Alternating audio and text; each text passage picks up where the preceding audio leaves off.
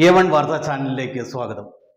BJP ആയി മാറുന്നവരെ പാർലമെന്റിലേക്ക് തിരഞ്ഞെടുത്തയക്കരുതെന്ന് CPIM polit bureau അംഗം MA ബേബി പറഞ്ഞു. ചെറുപുഴയിൽ LDF തിരഞ്ഞെടുപ്പ് റാലി ഉദ്ഘാടനം ചെയ്തുകൊണ്ട് സംസാരിക്കുകയായിരുന്നു MA ബേബി. നിയമസഭാ തിരഞ്ഞെടുപ്പുകളിൽ പരാജയപ്പെട്ടാലും എവിടെയും ഇപ്പോൾ BJP ആണ് അധികാരത്തിൽ വരുന്നത്. ലോകസഭയിലും ഇത് ആവർത്തിക്കാതിരിക്കാൻ BJPക്ക് വിലയ്ക്ക് വാങ്ങാൻ പറ്റാവുന്ന തരത്തിൽ കോൺഗ്രസ് MPമാരെ പാർലമെന്റിലേക്ക് അയക്കരുത്. ഇന്ത്യയിലെ മാധ്യമങ്ങൾ മോദിയുടെ മടിയിലാണുള്ളത്. ഇലക്ട്രൽ ബോണ്ട് അഴിമതിയിലൂടെ കൂട്ടമോഷണമാണ് മോദി നടത്തുന്നത്. മോഷണ മുതലിൻ്റെ പങ്ക് പറ്റിയവരാണ് കോൺഗ്രസ്സുകാരെന്നും MA ബേബി കൂട്ടിച്ചേർത്തു. KR ചന്ദ്രകാന്ത് അധ്യക്ഷനായി, TI Madhusudan MLA, P Sasidharan, KV Govindan, KD Augustine, KP ഗോപാലൻ, റെജി പുളിക്കൽ തുടങ്ങിയവർ സംസാരിച്ചു.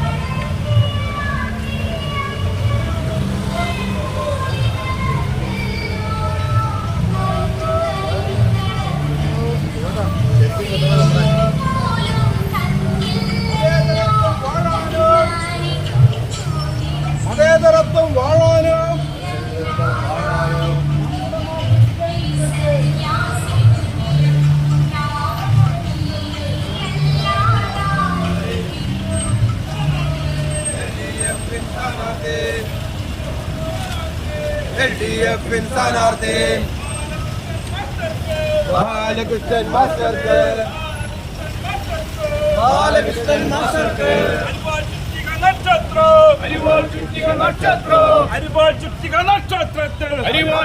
നക്ഷത്രത്തിൽ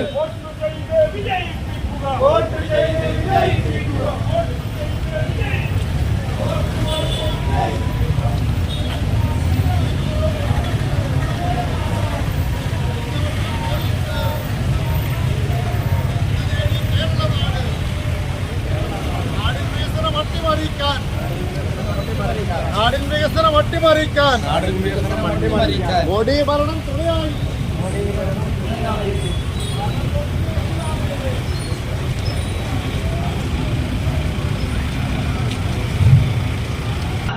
റെജി പുളിക്കൽ ഈ യോഗത്തിൽ പങ്കെടുക്കുന്നുണ്ട്. റെജി പുളിക്കലിനെ സ്വാഗതം ചെയ്യുന്നു. ഇടതുപക്ഷ ജനാധിപത്യ മുന്നണിയുടെ എല്ലാ തെരഞ്ഞെടുപ്പ് റാലി ഉദ്ഘാടനം ചെയ്തതിനു വേണ്ടി CPMന്റെ പോളിറ്റ് ബ്യൂറോ അംഗം സഖാവ്, നമുക്കെല്ലാം പ്രിയങ്കരനായിട്ടുള്ള സഖാവ് MA ബേബിയെ ക്ഷണിക്കുന്നു. ഏപ്രിൽ 26-ാം തീയതി ഇവിടെ വോട്ടെടുപ്പ് നടക്കുകയാണ്. MLAക്ക് വേണ്ടി സീറ്റ് ഒഴിഞ്ഞു.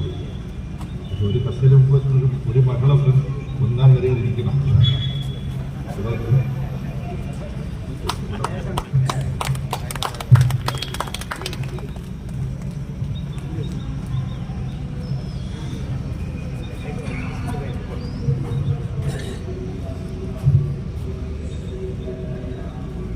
ഏതാണ്ട് 3 മാസങ്ങൾ നീണ്ടു നിൽക്കുന്ന ഈ മാസം 19-ാം തീയതി വോട്ടെടുപ്പ് തുടങ്ങി പല ഘട്ടങ്ങളായി മെയ് മാസവും കടന്ന് ജൂൺ മാസം 1-ാം തീയതി വരെയാണ് ഇത്തവണത്തെ വോട്ടെടുപ്പ് നടക്കുന്നത്. 18ാമത് ലോക്സഭാ തെരഞ്ഞെടുപ്പാണ് നമുക്കറിയാം. 1-ാം ലോക്സഭാ തെരഞ്ഞെടുപ്പ് ഇതിനേക്കാൾ ദിവസങ്ങൾ നീണ്ടു. കാര്യം നമ്മൾ ആദ്യമായിട്ടൊരു തെരഞ്ഞെടുപ്പ് ഇന്ത്യ നടത്തുകയാണ് വിപുലമായി പ്രായപൂർത്തി വോട്ടവകാശ പ്രകാരം. 1951-ലും 52-ലും ആയിട്ടാണ് ആ തെരഞ്ഞെടുപ്പ് നടന്നത്. പക്ഷെ ഇതുവരെ ഇതുവരെ നടന്ന ലോക്സഭാ തെരഞ്ഞെടുപ്പുകളിൽ നിന്നെല്ലാം വ്യത്യസ്തമായി നാം ജീവിക്കുന്ന നമ്മുടെ ഈ രാഷ്ട്രം ഇന്ത്യ, അതിന്റെ ഭാവി സ്വഭാവ ഘടനയിൽ തന്നെ ഇവരുടെ യുവജന വിഭാഗത്തിൽ അംഗമായി ചേർന്നൊക്കെ പ്രവർത്തിക്കാൻ കഴിയും. എന്നാൽ കുറച്ചു കഴിഞ്ഞപ്പോൾ ഹിറ്റ്ലറുടെ ദലിതരം വന്നു. ഞാൻ കഥ ചുരുക്കി പറയുകയാണ്. മറ്റു പല വിഭാഗങ്ങളെയും ചാരന്മാരിലൂടെ കണ്ടെത്തി ഹിറ്റ്ലറെ വിമർശിക്കുകയും എതിർക്കുകയും ചെയ്യുന്നവരെയൊക്കെ പിടിച്ച് ജയിലിടാനും ഹോളോകോസ്റ്റ് എന്ന് പറയുന്ന വലിയ ഗ്യാസ് ചേമ്പറുകൾ ഉണ്ടാക്കി കൂട്ടത്തോടുകൂടി തന്നെ എതിർക്കുന്നവരെ, തന്നെ വിമർശിക്കുന്നവരെ കൊന്നൊടുക്കുന്ന പദ്ധതികൾ ഹിറ്റ്ലർ ആരംഭിക്കാൻ തുടങ്ങിയപ്പോൾ ഈ നീമോളർ പറഞ്ഞു, ഇത് ശരിയല്ലല്ലോ. യുവാവായിരിക്കുന്ന നീമോളർ കൂട്ടുകാരുടെ ഇടയിലുള്ള ചർച്ചയിൽ ഹിറ്റ്ലറെ വിമർശിക്കാൻ തുടങ്ങി. അപ്പൊ ഹിറ്റ്ലറുടെ ഗെസ്റ്റപ്പോവിൽ ഇത് കണ്ടുപിടിച്ചു, നീമോളറെയും പിടിച്ച് ജയിലടച്ചു. പിന്നെ ഹിറ്റ്ലർ കാട്ടിക്കൂട്ടിയതെല്ലാം അറിയാം. യൂറോപ്പിലെ രാജ്യങ്ങളെ കീഴടക്കി സോവിയറ്റ് യൂണിയനെ ആക്രമിച്ചു. അപ്പോൾ സോവിയറ്റ് യൂണിയന്റെ ചെമ്പട ഹിറ്റ്ലറെ തിരിച്ചടിച്ചു. അപ്പുറത്ത് ഇംഗ്ലണ്ടും ഫ്രാൻസും അമേരിക്കയിൽ അവിടെ നടന്നില്ലെങ്കിലും അന്ന് ഹിറ്റ്ലറുടെ ഫാസിസത്തിനെതിരായിട്ടൊരു നിലപാട് അമേരിക്കയോ എടുത്തിരുന്നു. അതിന് ചരിത്രത്തിലേക്ക് പോകുന്നു. പക്ഷേ സോവിയറ്റ് യൂണിയന്റെ ചെമ്പട ഹിറ്റ്ലറെ തോൽപ്പിച്ചു, തിരിച്ചോടിച്ചു.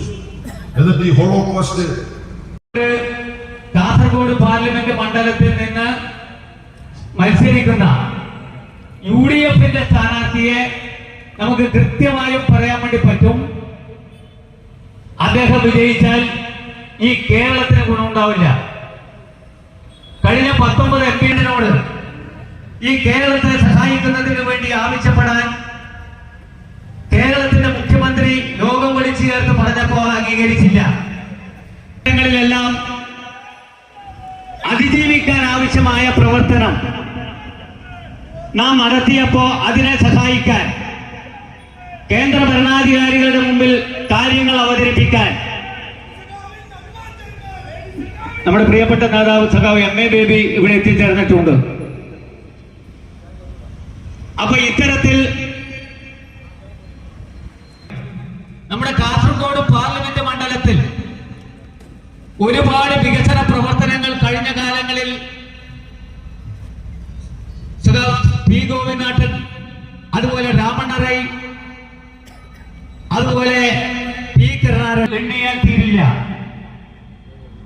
എന്നാൽ കഴിഞ്ഞ 5 കൊല്ലം ഒരു വികസന പ്രവർത്തനവും നേതൃത്വം കൊടുക്കാൻ ശ്രീമാൻ ഉണ്ണിത്താന് സാധിച്ചില്ല. അതുകൊണ്ട് പ്രിയപ്പെട്ടവരെ, നമ്മുടെ നാടിന്റെ വികസനത്തിന് വേണ്ടി, നമ്മുടെ നാടിന്റെ സംരക്ഷണത്തിന് വേണ്ടി ജനാധിപത്യം പുലർന്നു കാണാൻ ഇടതുപക്ഷ ജനാധിപത്യ മുന്നണിയുടെ സ്ഥാനാർത്ഥി MP ബാലകൃഷ്ണൻ മാസ്റ്റർക്ക് അരിവാൾ ചുറ്റിക നക്ഷത്രം അടയാളത്തിൽ നിങ്ങളുടെ വിലയേറിയ വോട്ട്.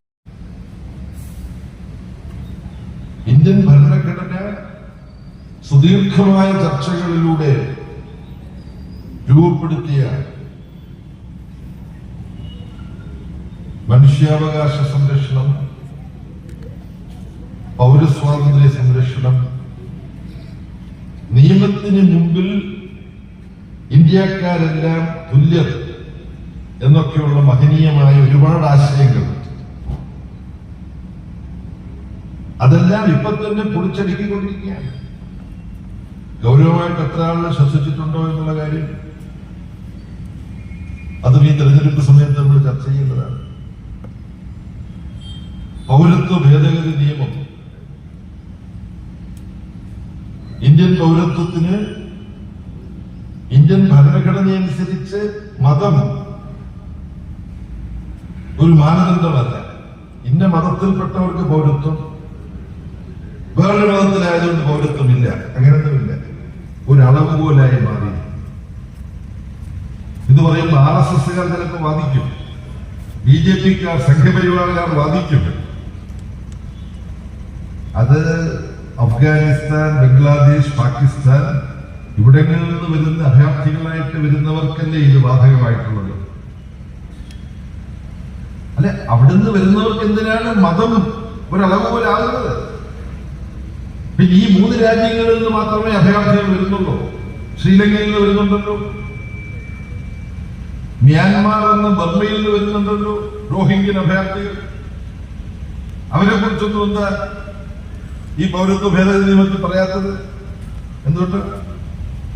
ഒരു മതത്തെ വേർതിരിച്ച് വെച്ച് ആക്രമിക്കണം. ഈ പറഞ്ഞ 3 രാജ്യങ്ങളും അഫ്ഗാനിസ്ഥാൻ, പാകിസ്ഥാൻ, ബംഗ്ലാദേശ്, ഇത് മുസ്ലിം ഭൂരിപക്ഷ രാഷ്ട്രങ്ങളാണ്. അപ്പൊ അവിടെ പീഡനം അനുഭവിക്കുന്നവർ മുസ്ലിങ്ങളായവർക്ക് ഇന്ത്യൻ പൗരത്വത്തിന് അപേക്ഷിക്കാൻ അവകാശമില്ല എന്നൊരു വ്യവസ്ഥ ഉണ്ടാക്കിയിരിക്കുകയാണ്. കുരുട്ടുബുദ്ധി എന്ന് പറയും, കുടില ബുദ്ധി എന്ന് പറയും. അവൾ പൗരത്വത്തിന് മതം ഒരു മാനദണ്ഡമായി പല മതത്തിൽപ്പെട്ടവർക്കും വിവാഹമോചന കേസിൽ കാണാം. ഇന്ന് ഇന്ത്യയിലെ സ്ഥിതി എന്താ? ഹിന്ദുക്കൾ, ക്രിസ്ത്യാനികൾ തുടങ്ങി ഉള്ള മതത്തിൽപ്പെട്ടവർക്ക് വിവാഹമോചന കേസ് വന്നാൽ അതെല്ലാം സിവിൽ നിയമപ്രകാരമാണ്. എന്നാൽ മുസ്ലിം സമുദായത്തിന് വിവാഹമോചനം ഉണ്ടായാൽ അത് ക്രിമിനൽ നിയമപ്രകാരമാണ്. ശിക്ഷിച്ച് ജയിലിൽ അടയ്ക്കാം. അത് വ്യവസ്ഥ ചെയ്യുന്ന നിയമം BJP കൊണ്ടുവരും. ഒരു മതത്തെ ലക്ഷ്യം വെച്ച് ടാർഗറ്റ് ചെയ്ത് അതിനെതിരെ ആക്രമണം ഉണ്ടാവുന്നുള്ളൂ. അത് കാരണം ആ മതത്തെയല്ലേ ആക്രമിക്കുന്നത്, നടന്നോട്ടെ എന്ന് വിചാരിക്കുന്നവരും ഉണ്ട് നമ്മുടെ കൂടെ. അവർ മനസ്സിലാക്കാൻ ഒരു അനുഭവം കഥ പറയാം. കഥയാകുമ്പോൾ അവൾക്ക് കൗതുകമുണ്ട്. മറ്റു പലരും ശ്രമിക്കുന്നു. അത് കൈകാര്യം ചെയ്യാൻ ഹിറ്റ്ലർ കൈക്കൊണ്ട നടപടികൾ ആ ജർമ്മനിയിൽ നടന്നൊരു കഥ സംഭവം. അത് കഥയായിട്ടും കവിതയായിട്ടും വന്നിട്ടുണ്ട്. അതെന്താ? നീ മോളർ എന്ന പേരിലുള്ള ഒരു യുവാവ്, അദ്ദേഹം പിന്നീട് പാസ്റ്റർ നീ മോളർ എന്നറിയപ്പെട്ടു. ഈ കാരണവർക്കറിയാം. നീ മോളർ എന്ന് പറഞ്ഞപ്പോൾ തന്നെ അദ്ദേഹത്തിന്റെ മുഖത്ത് നിങ്ങൾക്ക് പലർക്കും അറിയാം. ഇദ്ദേഹം യുവാവായിരിക്കുമ്പോഴാണ് ഹിറ്റ്ലർ. ഏറ്റുകൊടുക്ക പുരോഗമന കലാസാഹിത്യ സംഘം ഏകാഗിയുടെ അന്ത്യം എന്ന നാടകവും അരങ്ങേറി. ഈ വീട് ഞാൻ കത്തിച്ചു. ഇനി ഈ നാട് മുഴുവൻ ഞാൻ കത്തിക്കും. എന്നിട്ട് അവിടെ ഒരു അമ്പലം പണിയും. ഈ നാട് മുഴുവൻ ഞാൻ കത്തിക്കും. നിനക്കിത് കത്തിക്കാൻ പറ്റും. പക്ഷേ അങ്ങ് ഉത്തരദേശത്തിലെ കഥയിലെ രാജാവിന് അമ്പലം പണിയുന്നതിന് വേണ്ടി കുടിയൊഴിഞ്ഞു പോയ പാവങ്ങളെ പോലെ ഇവിടെ ആരും കുടിയൊഴിഞ്ഞു പോവില്ല. ഇവിടെ ആരും കുടിയൊഴിഞ്ഞു പോവില്ല.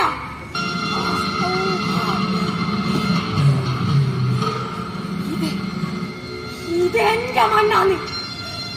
ഇത് ഞാൻ ആർക്കും വിട്ടുകൊടുക്കൂല.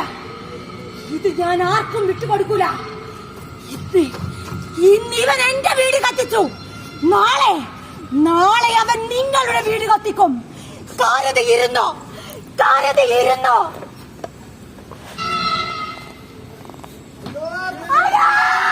വീട് കത്തിക്കണേ! വീട് കത്തിക്കണേ!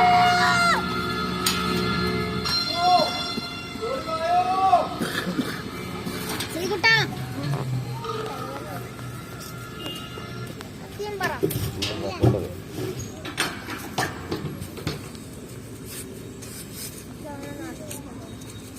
പടക്കം വാങ്ങാൻ